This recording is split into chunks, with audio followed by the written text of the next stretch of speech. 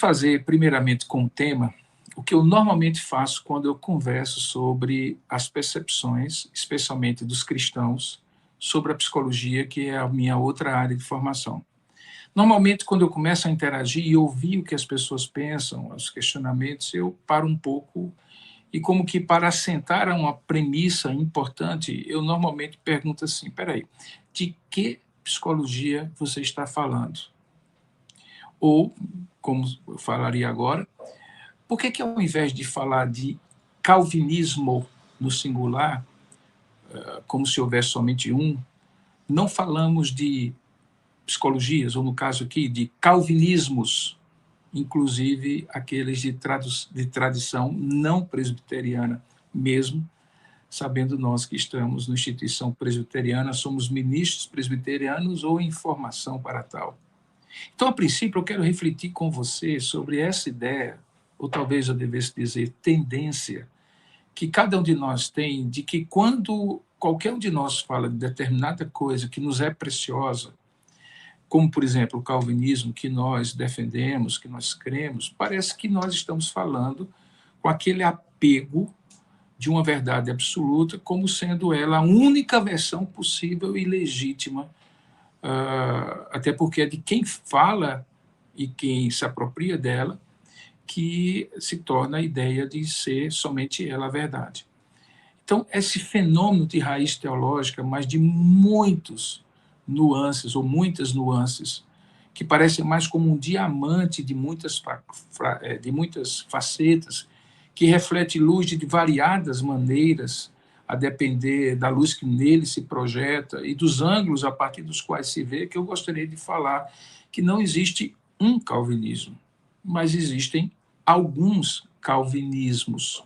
Então, talvez a temática seria reflexões sobre os calvinismos brasileiros, ou os calvinismos globais, ou os calvinismos contemporâneos, e assim por diante.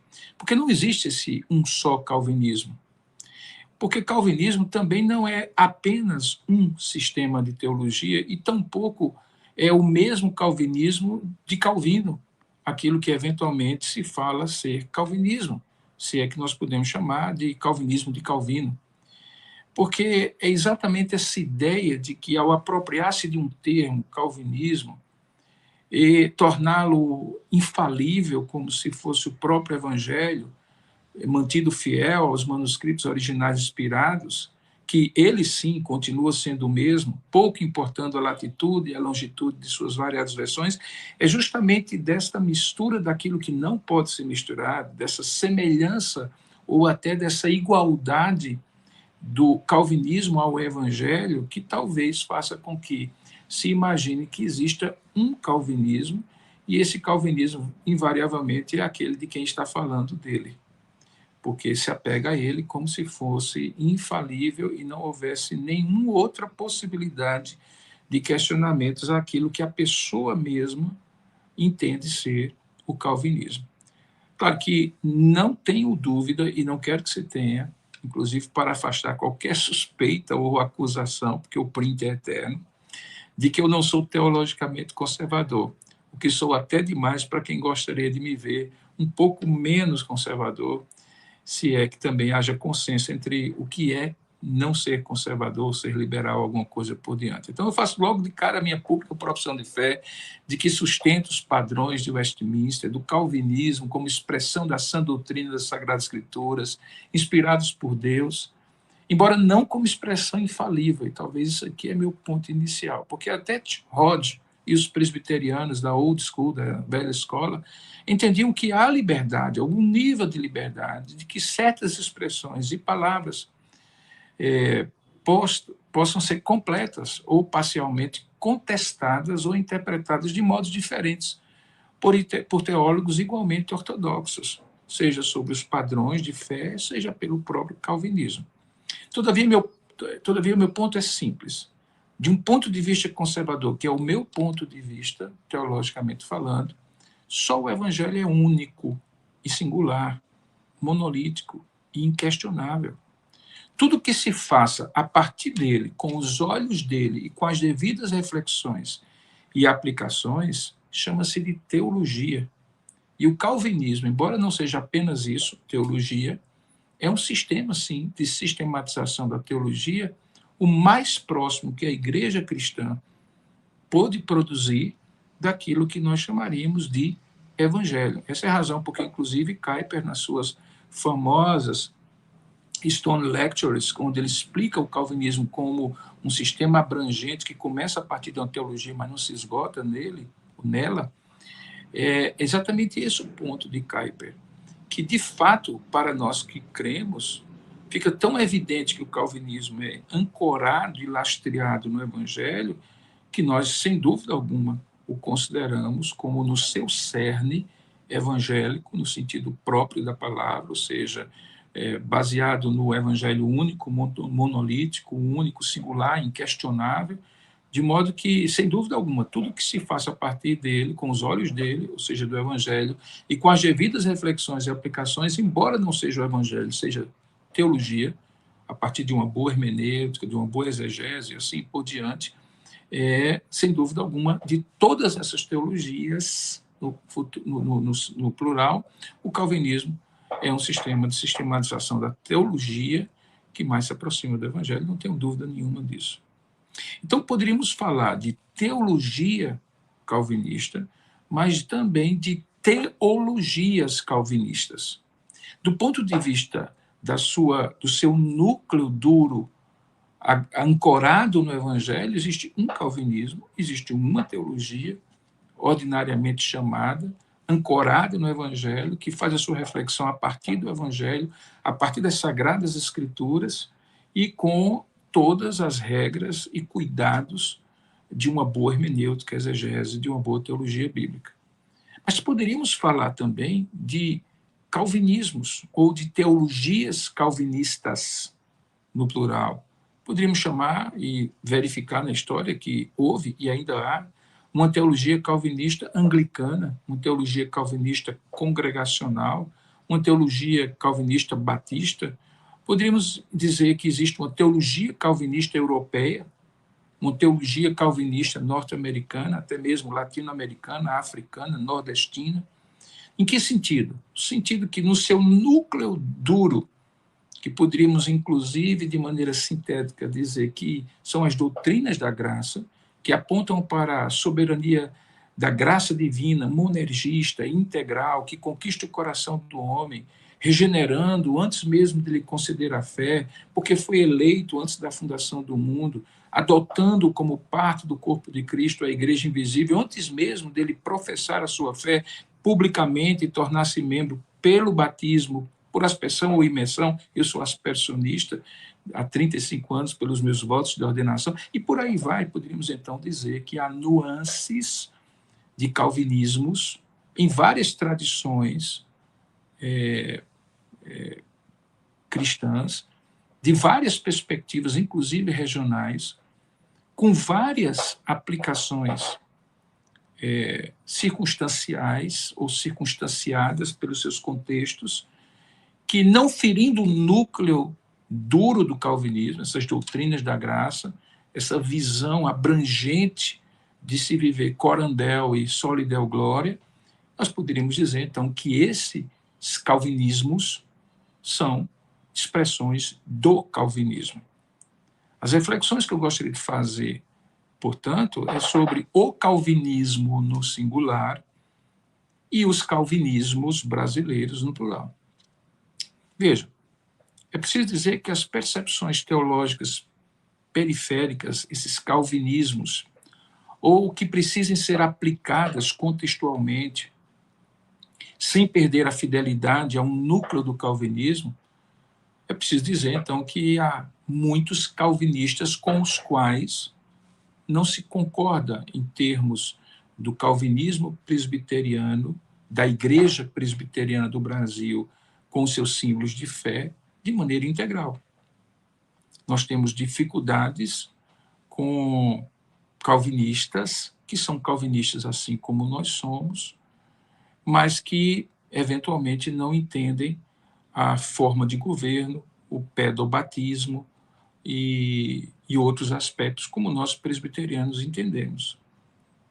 afirmar que eles são menos calvinistas do que nós, naquilo que essencialmente nem o Evangelho, nem a raiz dura do calvinismo nos autoriza a fazer isso, é muito perigoso. É uma tentativa meio totalitária de tomar para si o primado da verdade sobre um fenômeno teológico histórico que se expressou ao longo de 2000 anos, e eu vou explicar por que 2000 anos e não apenas do século XVI para cá, de diversas maneiras.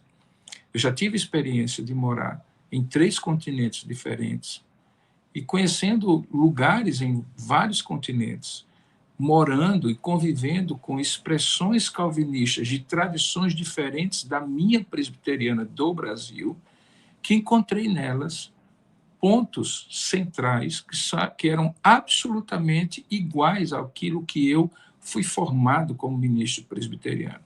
Mas também encontrei diferenças tais que me surpreenderam e me fizeram refletir e até mesmo questionar essa tentativa, eu diria, meio juvenil e imatura da minha parte, em determinado momento da história da minha vida, do meu ministério, de achar que o único calvinista era calvinista da Igreja Presbiteriana do Brasil, porque eu assim o era.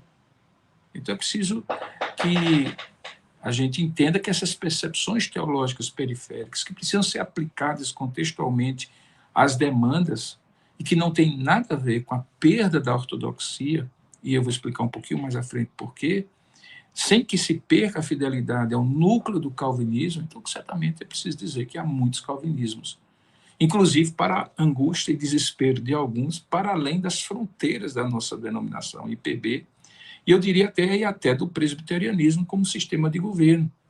Inclusive em vários lugares do globo, como eu estava acabando de falar, com muito mais fidelidade e vitalidade do que no nosso próprio presbitério, e eu falo por mim mesmo, porque é claro que há alguns que imaginam, infelizmente, que Calvino revelou até mesmo as atas do concílio do qual o sujeito participa. Isso não somente é verdade, não é verdade, como também é um absurdo que cada vez mais alguns pensam ser uma verdade absoluta. Então, ao mesmo tempo que quero desconstruir o castelo de areia de quem pensa que só há um calvinismo e que calvinismo é igual a presbiterianismo, confundindo então sistema de teologia e sistema de governo, eu quero, no entanto, reafirmar que há um núcleo de fé e as implicações éticas desse calvinismo raiz, vamos colocar assim, que eu julgo insuperáveis ao longo da história.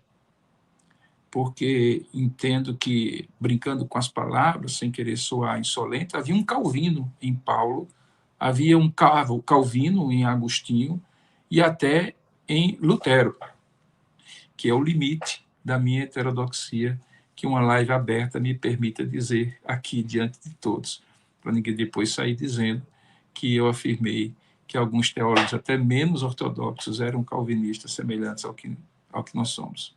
Talvez fossem, mas não muito. Pelo menos não o suficiente para citá-los ao lado dos 3 grandes, Paulo, Agostinho e Lutero, e ao lado do próprio Calvino.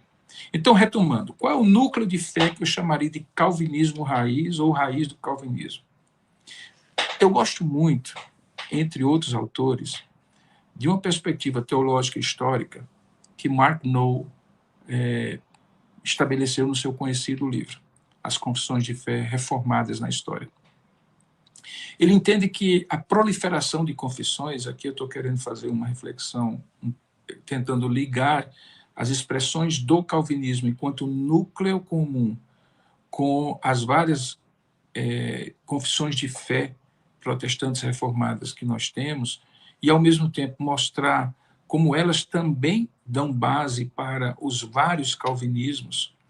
Então, Noll, ele diz que era necessário, e por isso foi a Era das Confissões, lembrando o título daquele livro de Justo Gonzalez, era necessário, naquela época, reposicionar, dizia Noll, o próprio cristianismo saído da reforma protestante, ou no bojo da reforma protestante, das forças da Europa moderna que nascia, que questionava o dogmatismo romanista, mas que também já cheirava, junto com o renascentismo, com o Renascimento, também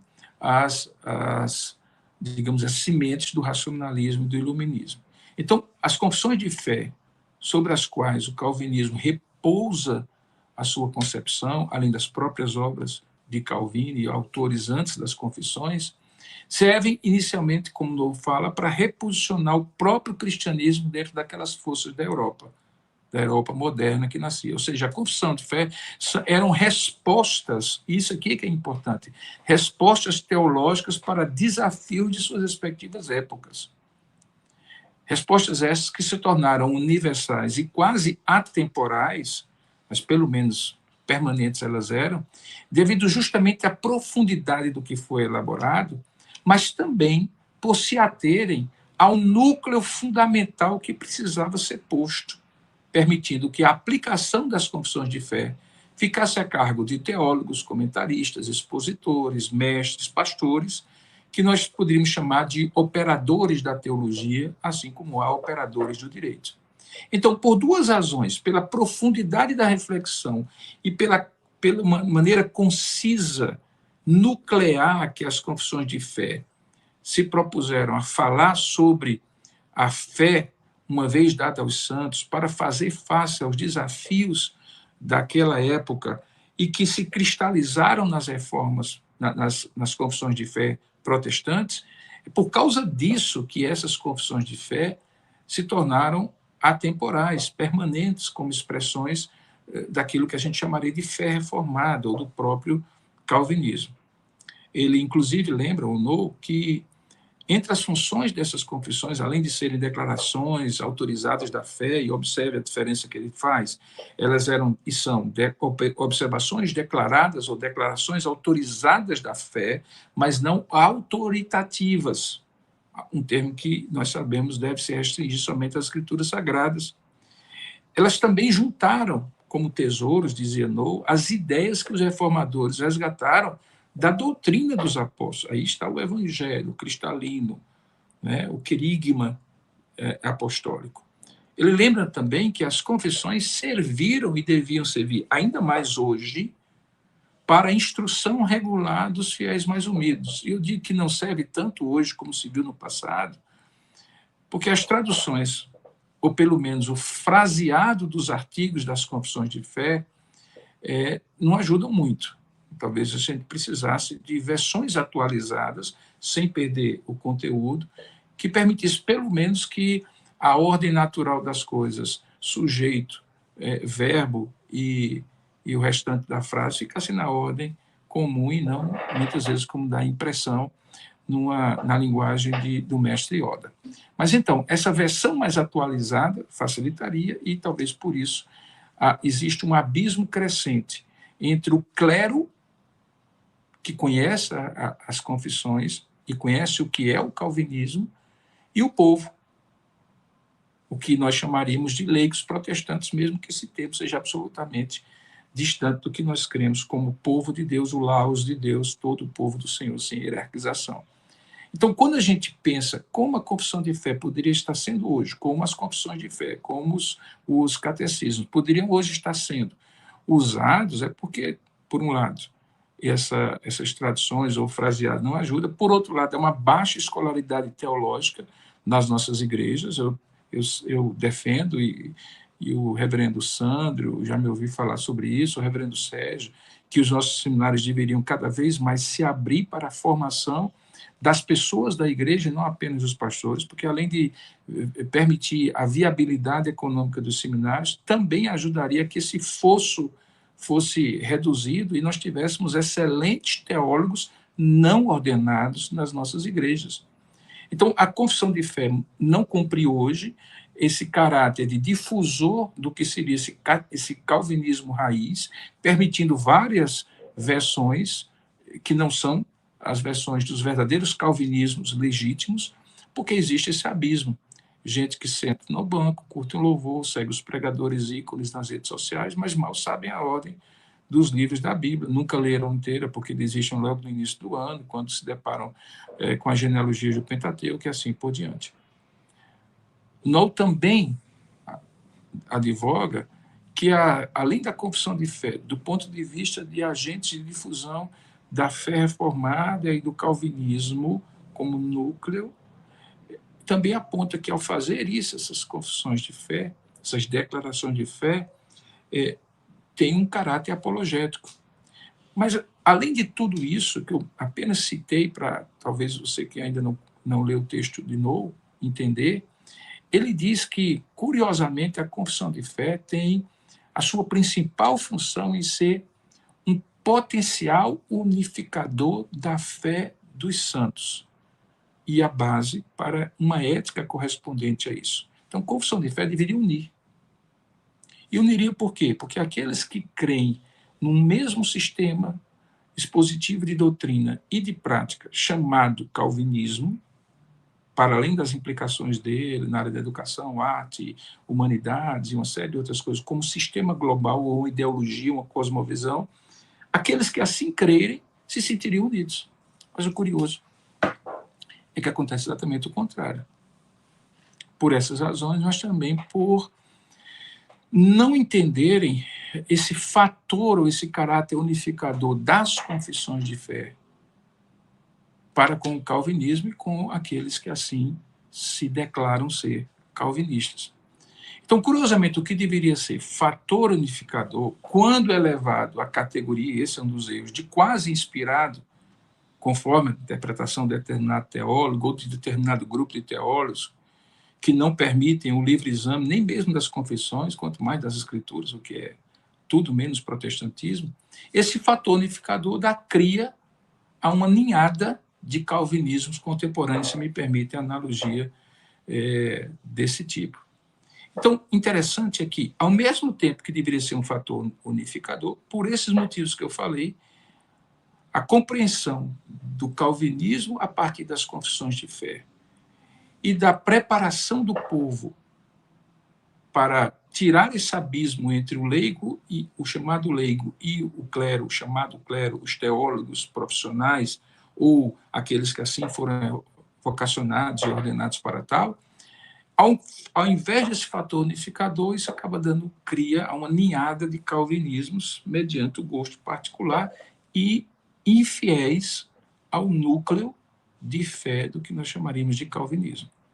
Então, as confissões reformadas e o calvinismo, nelas expresso, certamente comportam um nível de fundamentalismo unificador derivado das Escrituras, mas não permitem, ou não deveriam permitir, a ninguém uma caricatura fundamentalista que equipara uma particular compreensão do calvinismo ao próprio evangelho ou a um evangelho que eu particularmente julgo ser anátema, tanto quanto outros de vieses liberais, pentecostais, neo-ortodoxos, neo-evangelicais amorfos e inclusivistas, que desfiguram o mesmo evangelho, comprometendo no altar da suposta relevância o que não está à venda, embora já esteja ou já esteve à venda nos lábios da serpente, no jardim do Éden, nas maldições compradas a peso de ouro de Balaão, nas simonias místicas de Simão, o mágico,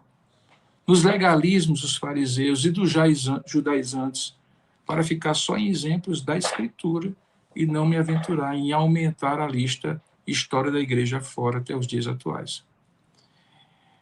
Se eu fosse compor uma lista não exaustiva de como essas confissões de fé têm fatores unificadores, e talvez aqui caberia um desafio a você que está estudando no seminário, está na sua área de formação, por mais que seja desafiador fazer um curso noturno como vocês fazem, mas talvez um estudo comparativo das confissões de fé. Mas não aqueles que já estão disponíveis e que têm, obviamente, recortes próprios de quem fez e quem publicou, mas o seu recorte, a sua visão como uma harmonia do evangelho, dos evangelhos, fazer uma harmonia das confissões de fé. Você vai perceber uma coisa interessante. A primeira já foi mencionada. É que as confissões de fé são mais circunstanciadas, mas não circunstanciais, E o que é a diferença? Circunstanciadas são aquelas coisas que respondem às circunstâncias. Circunstanciais são aquelas coisas que dependem das circunstâncias. As confissões de fé não são circunstanciais, porque elas, como eu acabei de falar, são resgates da doutrina dos apóstolos mediante um determinado sistema de compreensão teológica acerca da doutrina. Elas são circunstanciadas porque, sendo esse resgate, ele se aplica no tempo e na história às perguntas que são feitas. Mas não são circunstanciais porque naquilo que elas aplicam, o conteúdo delas, que é a própria fé cristã, o evangelho, a maneira reformada de compreendê-lo como doutrinas da graça, esse núcleo, ele permanece, o que dá o caráter de perenidade à confissão de fé. Mas se você, por exemplo, só para pensar nas composições de um autor, de um reformador não tão conhecido nosso, na nossa tradição, na tradição mais calvinista restrita, que é, por exemplo, Zwingli. Nós poderíamos até debater aqui, se houvesse tempo, se Zwingli era calvinista ou não calvinista, apesar do nome dele ser Zwingli, né? Porque a gente, de vez em quando, se depara com alguém que acha que calvinista é só aquele que é descendente direto, ou por sucessão apostólica, se é que isso existe dentro do protestantismo e do presbiterianismo, do próprio Calvino. Mas se você pegar, por exemplo, Zwingli compôs os 67 artigos, uma das primeiras confissões de fé, em 1523. Ele compôs depois, e esses 67 artigos, como você deve saber, eles foram criados para dar base teológica para um cantão suíço, que é a divisão, na época e ainda hoje, da Suíça, para romper com o romanismo. Depois ele compõe 10 teses de Berna, que servem para esse mesmo propósito, para consolidar a reforma nessa cidade.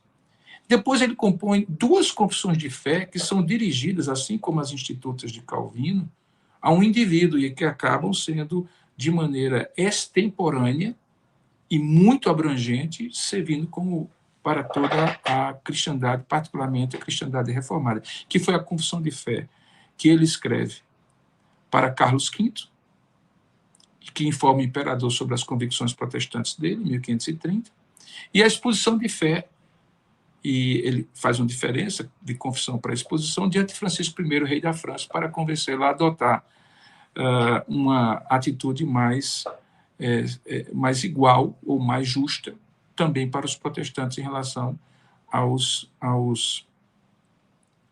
calvinistas, né? Ou particularmente, no caso, aos huguenotes e calvinistas suíços.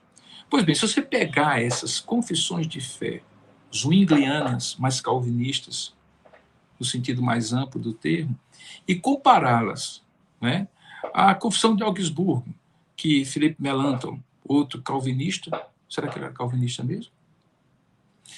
Escreveu, e que se tornou o padrão da fé luterana, você vai perceber nuances de diferença, mas você vai ver um núcleo, diferenças de tamanho, diferenças de contexto para os quais elas foram escritas, mas há um núcleo.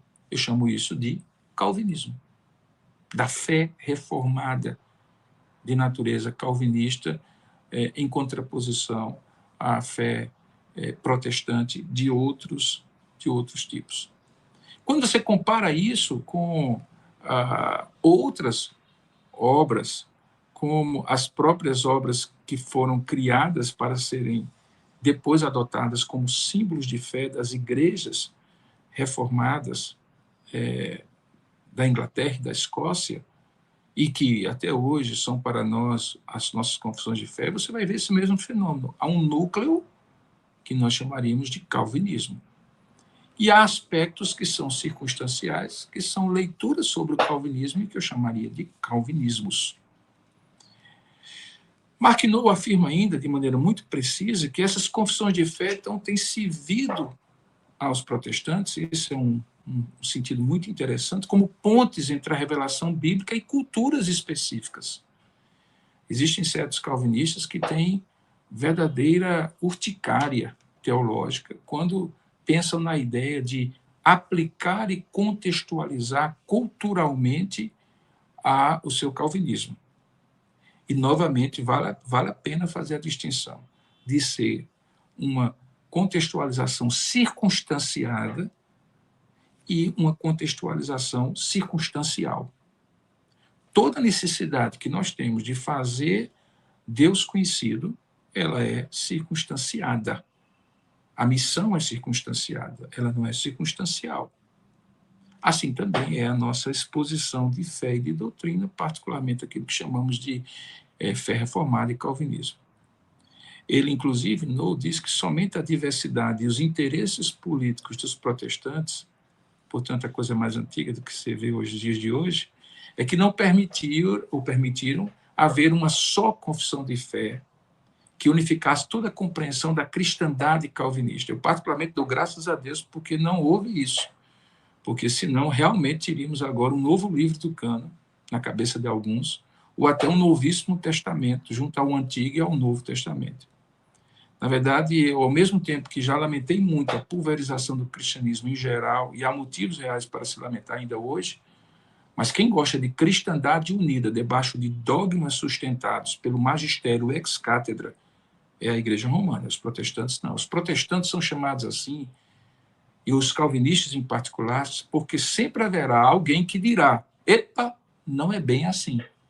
Enquanto houver alguém que diga a qualquer expositor calvinista: opa, não é bem assim, ali haverá o espírito do protestantismo.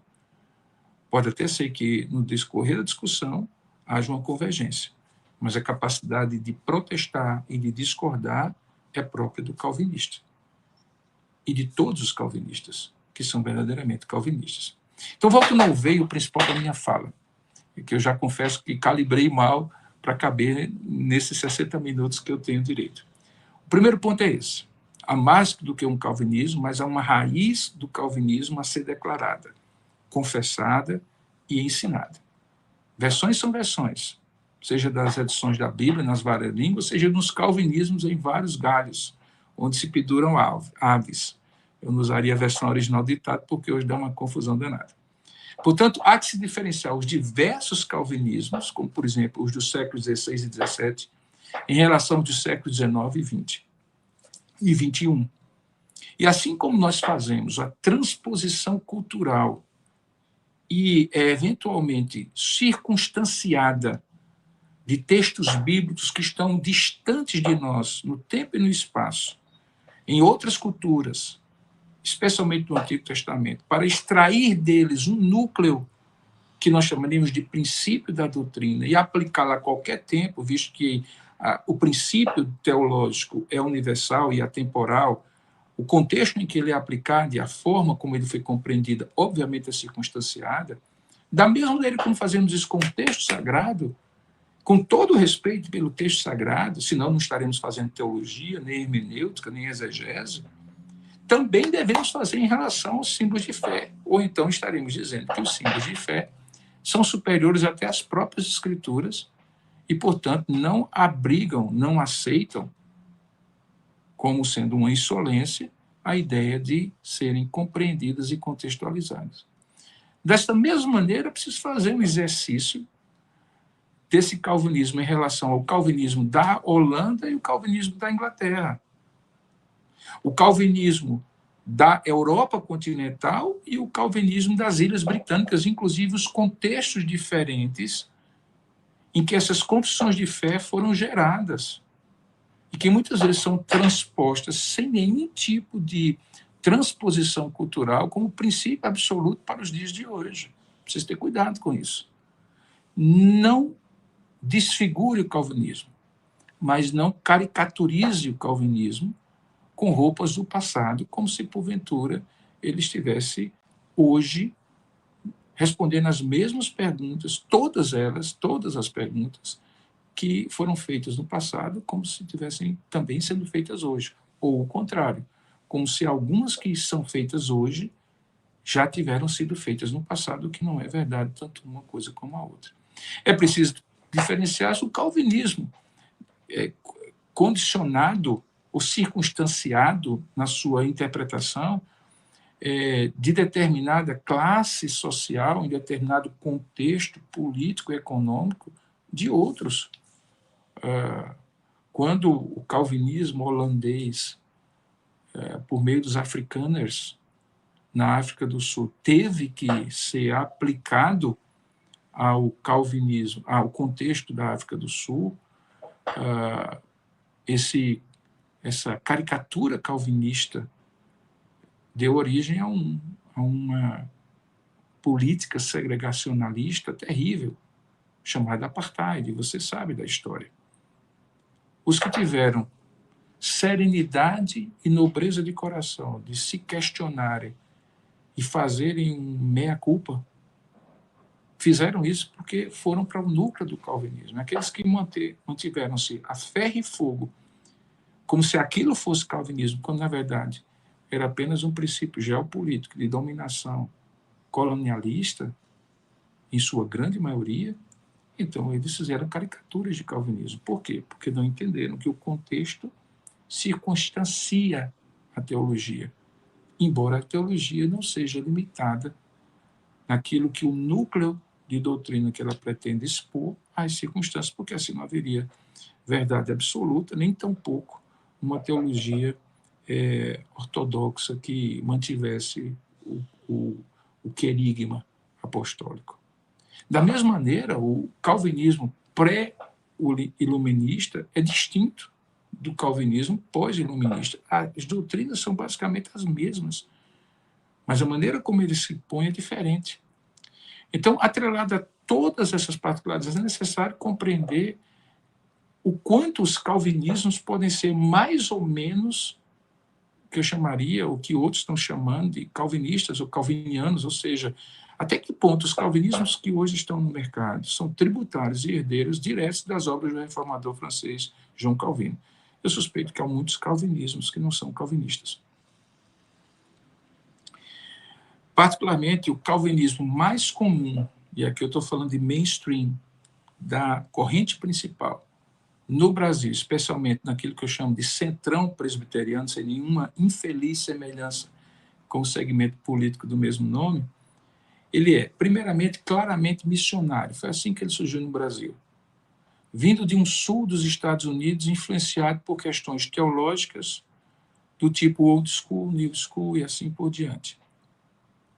Políticas que envolviam escravagismo e não escravagismo, guerra da secessão, questões de ordem econômicas, como herdeiro de um destino manifesto americano, com uma certa mentalidade colonialista, e a história está aí para provar, e que chegando aqui recebe muitas influências, e ainda hoje recebe essas influências, inclusive com tentativas de revivência, eu não chamo nem de ressuscitar, mas de revivência da experiência dos não conformistas ingleses e escoceses, partícipes, de Westminster e dos pais puritanos peregrinos, os chamados Founder Fathers, daquelas novas colônias do Novo Mundo. Então, nesse ponto, eu gostaria de deixar claro, há um calvinismo que faz parte desse mainstream e que eu diria que 90% dos calvinistas brasileiros presbiterianos adotam e creem sem nenhum problema. Inclusive porque adotam os símbolos de fé e a confissão de fé de Westminster. Mas há recortes, estes sim, que precisariam ser checados com o próprio calvinismo, não somente daqui e de hoje, mas do passado e de outros locais, de outras formulações circunstanciadas do calvinismo e que permitiriam um pouco mais de luz, um pouco mais de clareza às propostas de trazer para o núcleo do calvinismo questões que são claramente periféricas ao calvinismo. Seria algo semelhante ao que alguns jocosamente chamam de calvinismo de menos pontos do que os 5, para não dizer explicitamente como é que é o termo que é usado. Como se, por acaso, fossem menos calvinistas aqueles que, eventualmente, adotam algumas diferenças em relação aos calvinistas presbiterianos. Queridos, nesse ponto, e eu estou aqui correndo com as minhas anotações, eu acho que eu preciso começar a dar um fechamento. E na direção, né, que eu entendo que talvez fizesse um bem enorme aos calvinistas brasileiros, dos quais eu me incluo. Não como crítico, mas como participante. E que eu foco particularmente para vocês que estão assistindo como estudantes. Porque eu acho que faria bem não somente aos calvinistas brasileiros, dentre os quais eu me incluo, mas de uma outra geração, diferentemente da de vocês, mas especialmente das novas gerações de teólogos e pastores que têm mais acesso às fontes e a interações com outros calvinistas de outros quadrantes mundiais. E que eu chamo de uma redescoberta de uma faceta esquecida, cujo nome eu reconheço ser muito provocante, que é a faceta de um calvinista, humanista, mundano e público. Deixa eu explicar antes das pedras serem levantadas. O que é um calvinista, humanista, mundano e público? E eu estou aqui usando os termos provocativamente, afinal de contas eu estou numa casa de teólogos, além de pastores e profetas. E eu quero explicar que esse mundanismo, inclusive, não tem nada a ver com perda de santidade diante de Deus e diante dos homens. Eu explico. Quando eu digo que esse calvinista precisa ser humanista, mas não iluminista, nem racionalista, é porque esse humanista foi o que Calvino foi. Ou esse calvinista hoje, humanista, deveria ser o que o Calvino humanista foi. Embora, obviamente, seria anacrônico dizer que, na mesma afirmativa, que Calvino não foi iluminista nem racionalista, porque, obviamente, do ponto de vista da história, isso surge como fenômenos e como ideologias e como filosofias depois de Calvino. Ele nem poderia ser, portanto. Mas nós podemos ser. Nós podemos ser humanistas sem ser iluministas, podemos ser humanistas sem ser racionalistas, no sentido de ter e adotar e viver uma cosmovisão integral, que não se restringe ao gueto chamado igreja, mas que se baseia na vivência comunal da igreja, na teologia que ali é ensinada, na vida de oração e de piedade que ali ancora a vida do cristão, mas que não se resume a tal, mas que se propõe a estar no mundo. E aí ele não apenas é humanista, porque tem a ideia de fazer essa ponte e não ficar restrito ao gueto da igreja, mas ele também é mundano nesse aspecto. A sua missão está no mundo e não dentro da igreja. Mas pensando nisso, essa cosmovisão integral, ela já teve, sem dúvida alguma, e sempre haverá esse risco, suas versões totalitárias. Como toda cosmovisão e ideologia, como propostas que abrangem toda a realidade de vida, como propõe Kuyper, também tiveram. E eu citei uma há poucos minutos atrás. Então, humanista no sentido dele conseguir projetar para a vida real, não eclesiástica, todas as implicações do calvinismo, como uma cosmovisão integral da vida. Mundano, porque à luz de Lausanne, de 1974, que eu considero como, no início, de profunda raiz calvinista, até onde era possível para uma conferência que eu chamaria de natureza abrangente, né? E que depois, eventualmente, desfigurou-se em algumas coisas com as quais eu não concordo, embora preserve, em grande parte, aquilo que ela foi criada. Eu estou falando em relação a Lausanne. Então, eu diria que é mundano à luz daquilo que foi proposto em Lausanne, originalmente. Aquilo que foi proposto pelo próprio Kuyper, encarnado pelo próprio Kuyper. E que, na experiência de grandes exemplos de cientistas acadêmicos, políticos, empreendedores, e todo tipo de classe e segmento social de fé calvinista, acabou entendendo que, por ter uma fé tão firme e uma compreensão tão clara sobre sua vocação, chamada secular erroneamente, mas uma vocação integral dentro e fora da ambiência da igreja, não teve medo, nunca teve, e não deveria ter hoje, de ir às ruas para debater a vida, ao invés de ficar cutucando a sujeira do próprio umbigo, de poder ir para o mercado de ideias chamado pós-modernismo, armando ali a sua barraquinha de fé, para não vender a sua fé, mas expor a sua fé, como metaforicamente Paulo fez no Areópago, quando, ouvindo as propostas de estoicos e epicuristas, conseguiu expor o evangelho. Nós deveríamos ser mundanos a ponto de sairmos da sinagoga, como calvinistas que somos, e sem temor algum, ir às ruas, à academia, à ciência, à indústria do entretenimento, aos influenciadores digitais, aos políticos, e poder propor o calvinismo como uma visão total e integral da vida. Mas também ele precisa, nessa tríade que eu citei, além de ser humanista mundano, precisa ser público, no sentido de ser um calvinismo aplicado, a serviço de crentes calvinistas ou não, e até de não crentes, sem uma mentalidade de aquário nem de pescaria, mas de serviço, de amor, de contribuição para a realidade atual, na expectativa do escatom. Calvinistas que fossem bons em artes, sem precisar justificar que aquela arte tem uma natureza necessariamente devocional ou litúrgica. Que fossem bem na ciência, sem tentar fazer da ciência apenas uma espécie de prova para as coisas da Bíblia, mas ciência pela ciência. E fazendo ciência pela ciência, descobrindo uma vacina, eventualmente descobrindo a cura de alguma coisa, ou simplesmente algum tipo de substância, ou algum tipo de realidade, coisa que possa ser uma invenção, que possa ser útil, contribuir para a sociedade, como um pastor contribui para a sua igreja pela pregação do Evangelho da fé cristã reformada do calvinismo. Sabe por que eu acredito que esse é o calvinismo? Porque Jesus foi assim. Por favor, não saiam aí dizendo que eu disse que Jesus era calvinista. Mas Jesus foi assim. Calvino foi assim. Kuyper foi assim. E nós precisamos ser assim. Esta é a minha reflexão sobre o calvinismo de sempre e os calvinismos da história e, particularmente, os calvinismos brasileiros.